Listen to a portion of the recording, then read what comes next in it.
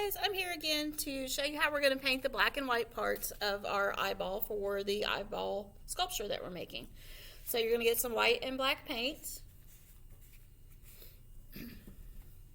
We're going to start with the black for the pupil, the center of the eye, and just paint that whole circle in the middle black. You might want to leave some little white circle areas or some little spaces that are little circles that are not painted.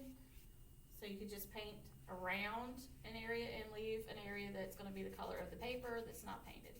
So you have like a highlight in the eye. That makes the eye look more alive and like a real eye, like it's round and not flat. So it looks like the person has a round spherical eye and it's a real eye.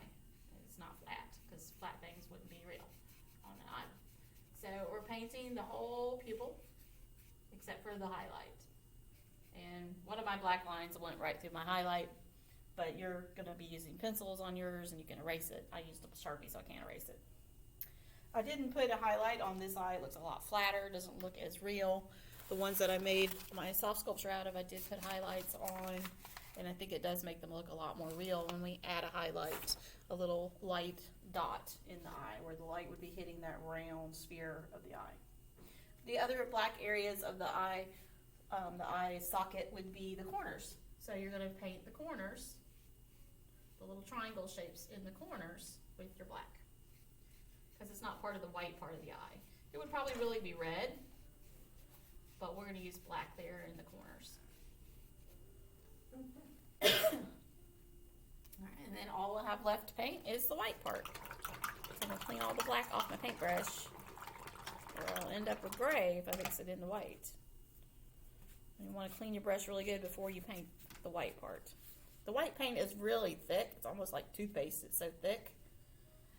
And it will cover all the areas where we went over the outline. Unless it's a real dark color, it should cover it up pretty well.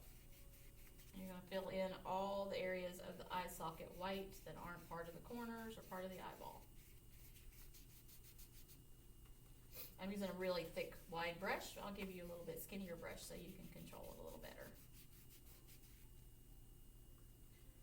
So we're going to paint the white part of the eye. If it goes over the outline of the whole eye, it'll be okay because we're going to cut it out after the paint dries on another day.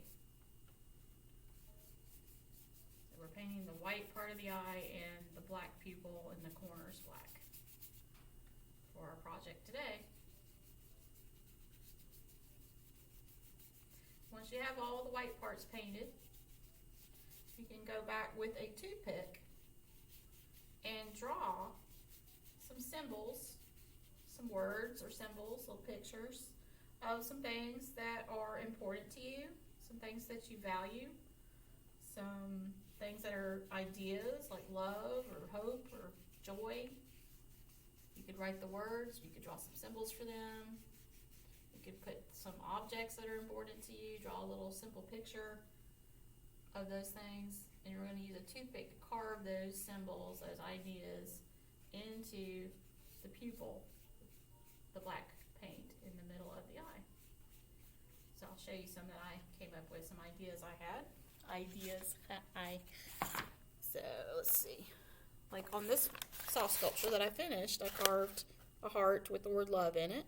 It had some rays coming out around the heart like it's bright and sunny. And on this other one that I made, I've got the word love in a heart and another symbol that's important to me that has a special meaning. So think about symbols, simple ideas that communicate a feeling or meaning. You're just going to use a little toothpick and etch it or carve it into the black paint. So it'll be the color of the paper under the black paint. And you can show people what's important to you, what is in your spirit, what is the eye a window to in your soul. It's a very deep idea. The symbol of the eye in a lot of art history in different places in the world at different times, people have used that symbol of the eye to represent human intelligence, how people think, how we feel, how we're different than animals and other parts of nature. So you might want to communicate something about what's important or special to you by drawing something like the symbols. center part of the eye, the pupil. And once those are completely dry, once the white and the black parts are dry, we will cut out both of the shapes. That will be tomorrow. So we'll cut out the shape of the whole eye socket, and we'll cut out the other one.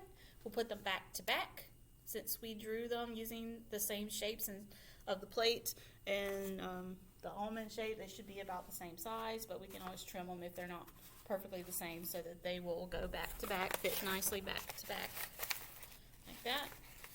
And we'll stuff it with paper and staple it around so it'll be thick and fluffy like a soft sculpture, like pop art soft sculpture.